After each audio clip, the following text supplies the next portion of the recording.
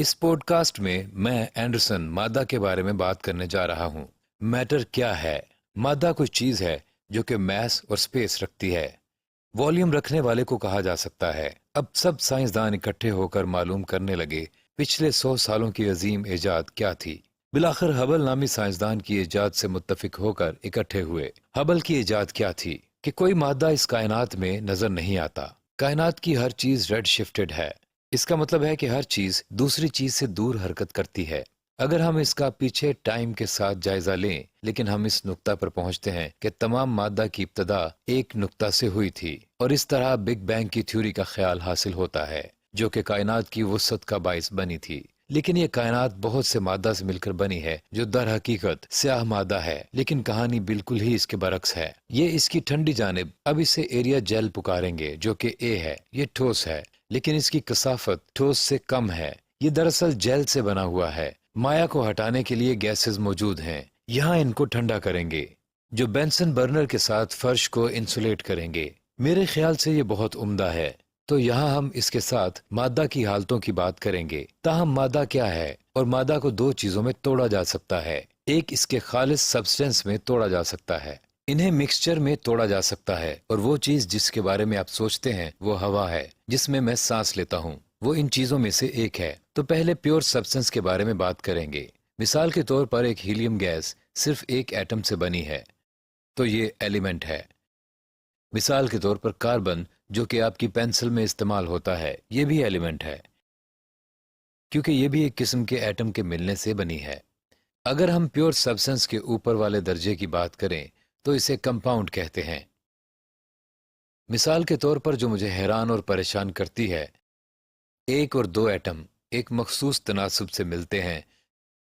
جیسا کہ آپ H2O کو جانتے ہیں، تو یہاں پانی بنانے کے لیے 2 ہائیڈروجن ایٹم اور 1 آکسیجن ایٹم چاہیے ہوتا ہے۔ پودے کے اندر گلوکوز کمپاؤنڈ کی طرح ہے، تاہم پیور سبسٹینس ایلیمنٹ اور کمپاؤنڈ ہوتے ہیں۔ یہ خالص ہوتے ہیں، اس لیے انہیں یہ نام دیا جاتا ہے۔ اگلا اب مکسچر کیا ہے؟ مثال کے طور پر میرا پسندیدہ مکسچر ماؤنٹین ڈیو ہے۔ اگر ہم کین کے اندر دیکھیں تو یہ ہوموجینئس مکسچر ہوگا۔ ہوموجینئس مکسچر کا مطلب ہوتا ہے کہ کوئی بھی چیز ایک دوسرے سے الگ نہ ہو۔ کین کے اندر مختلف حصے ہیں، لیکن آپ کو ماؤنٹین ڈیو میں پانی ہی نظر آتا ہے۔ اس کے اندر کاربن ڈائی آکسائڈ، شوگر، کیفین، یلو ڈائی، یہ سب آپس میں بہت اچھے سے مکس ہوتی ہیں، لیکن ان میں سے کچھ بھی آپ الگ نہیں دیکھ سکتے۔ تو ہم اسے ہوموجینئس مکسچر پکارتے ہیں۔ اور بہت سی چیزیں جو ہماری روزمرہ کی زندگی میں استعمال ہوتی ہیں، جیسا کہ میرا کمپیوٹر جو آپ کے سامنے پڑا ہوا ہے۔ جب آپ کسی چیز کے مختلف حصے آسانی سے دیکھ سکو تو اسے ہیٹروجینئس مکسچر کہتے ہیں۔ جیسا کہ بلڈ آپ کے خیال سے ہوموجینئس مکسچر ہے، لیکن جب آپ اس کے نچلے لیول پر جاتے ہیں تو اس میں red blood cells, white blood cells دیکھ سکتے ہیں۔ اگر اسے بھی دھیان سے دیکھیں تو پلیٹلیٹس بھی دکھائی دیں گے، تو یہ ہوموجینئس مکسچر ہوگا۔ تو اس طرح سے ہم ہر چیز کی کلاسیفیکیشن کرتے ہیں۔ یہ ایک عظیم ڈائیگرام ہے کیونکہ یہ آپ کو کائنات میں دکھاتی ہے، یہ اٹامک نمبرز کو ظاہر کرتی ہے۔ اب سب سے اوپر فہرست میں ہائیڈروجن ہے اور بہت دور نیچے یورینیم ہے۔ یہ بتاتی ہے کہ قدرتی طور پر ان کی کتنی مقدار پائی جاتی ہے۔ جیسا کہ آپ نے تلاش کیا، ہمارے پاس بہت سی ہائیڈروجن اور ہیلیم ہے، لیکن ہمارے پاس بیریلیم زیادہ مقدار میں موجود نہیں ہے۔ تو ہم ان نقطوں سے ان کی لائف ان کے ایٹامک نمبر سے دیکھ سکتے ہیں۔ یہ لاگ سکیل ہے، جس کا مطلب ہے کہ اس میں سب کچھ اکٹھا آتا ہے۔ میرے پاس ہیلیم نہیں ہے۔ آپ سوچ سکتے ہیں کہ میں کتنا حیران ہوں کہ کیسے ہو سکتا ہے۔ در حقیقت سورج ہائیڈروجن سے توانائی حاصل کرتا ہے جو کہ کسی چیز میں فیوز ہو کر ہیلیم جیسی چیز بناتا ہے جو کہ بہت بڑی مقدار میں انرجی دیتا ہے۔ اگر آپ نے پہلے E=mc² کے بارے میں سنا ہے، یہ آئنسٹائن کی تھیوری ہے۔ یہ بہت عمدہ مساوات ہے جو کہ انرجی، میس اور چیزوں کے ٹھنڈے ہونے سے تعلق رکھتی ہے۔ جب ہم ہائیڈروجن کو ہیلیم میں تبدیل کرتے ہیں تو دراصل ہم تھوڑا میس کھو دیتے ہیں۔ یہ میس کہاں جاتا ہے؟ یہ میسز انرجی میں تبدیل ہو جاتے ہیں، اور یہ انرجی سورج سے اس کمرے میں حاصل کی جا رہی ہے۔ ٹھیک، اب ایٹم اور مالیکیولز کا خیال گریک سے آیا۔ وہاں ایک آدمی ڈیموکریٹس تھا۔ ڈیموکریٹس نے کہا ہم تمام مادہ کو چھوٹے ٹکڑوں میں توڑ سکتے ہیں اگر ہم انہیں کاٹ سکیں، اور اس نے تھامس کی ٹرم بتائی جس کا مطلب تھا ایک بال جو کہ کاٹی نہیں جا سکتی اور دکھائی دے رہی ہے۔ بڑے پیمانے پر ایلیمنٹ اور کمپاؤنڈ مادہ کی مختلف حالتوں میں موجود ہوتے ہیں۔ مادہ کی حالتیں مالیکیولز کی کائنیٹک انرجی سے جڑی ہوتی ہیں۔ اگر ہم یہاں عظیم حالت کی بات کریں تو آپ ٹھوس کی حالت سے واقف ہیں۔ اب ہم سوچ سکتے ہیں بیکر میں موجود برف کے گرد پانی کے مالیکیولز حرکت کرتے ہیں اور اس سے انرجی حاصل کر کے اسے لیکوڈ میں تبدیل کر دیتے ہیں۔ اگر ہم اسے زیادہ انرجی دیں تو یہ پانی کی شکل میں ابلنے لگے گا۔ اس کے ایلیمنٹ بھی ابل کر مائع سے گیس میں تبدیل ہو جائیں گے، اور شاید آپ ان تینوں حالتوں سے واقف ہیں۔ اگر ہم ان کی انرجی کو کم کر دیں تو یہ دوبارہ ٹھوس میں تبدیل ہو جائے گا۔ یہاں دو اور ہیں میرے خیال سے۔ یہ خوبصورت ہے۔ ہمارا پلازما جب ہم اس سے گیس حاصل کرتے ہیں تو یہ بہت زیادہ پرجوش ہو جاتا ہے، تو اس کی آئونائزیشن شروع ہو کر لیکٹر میں تبدیل کر دیتی ہے، اور پھر ہم پلازما جیسی کوئی چیز بناتے ہیں۔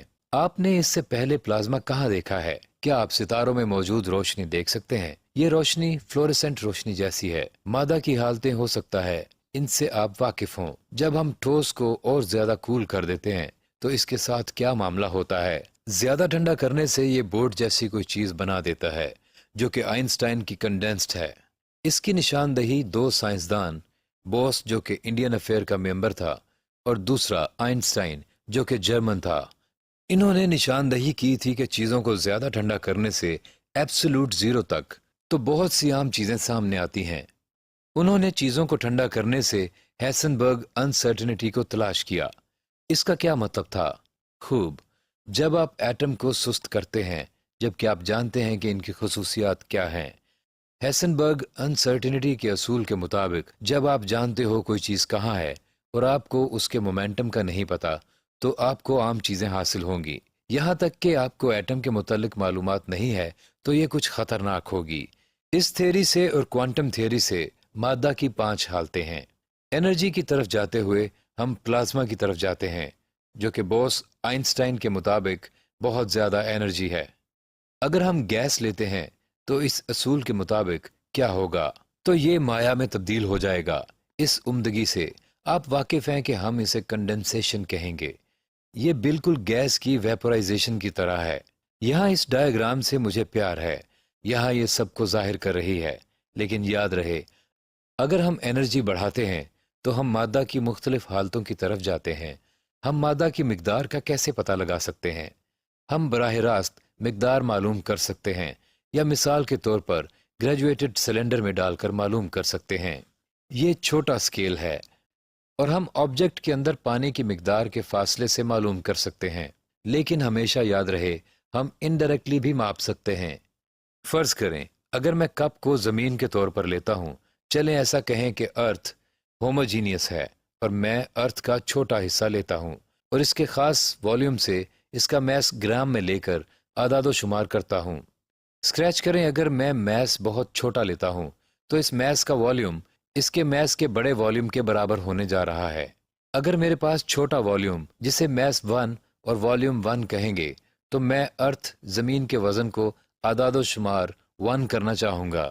ہم سب ارتھ کے والیوم سے واقف ہیں۔ اب میں ارتھ کا میس لیبل میتھڈ سے اعداد و شمار کروں گا، تو بعض اوقات ہم سائنس میں بہت بڑی چیزوں کو ماپ نہیں سکتے اور بہت چھوٹی چیزوں کو بھی نہیں ماپ سکتے، بس براہ راست ماپ سکتے ہیں۔ یہ اسکیل اور گریجویٹڈ سلنڈر دراصل حسابی مسائل کو حل کرنے کے لیے بنائے ہیں۔ میرے خیال سے یہ تمام ہوا۔ ہم مادہ کو کہاں تلاش کرتے ہیں؟ ہم کچھ اگلے پوڈ کاسٹ میں ایسا کریں گے۔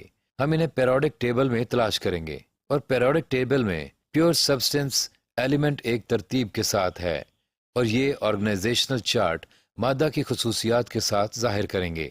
اور یہ صرف مادہ کا تعارف تھا۔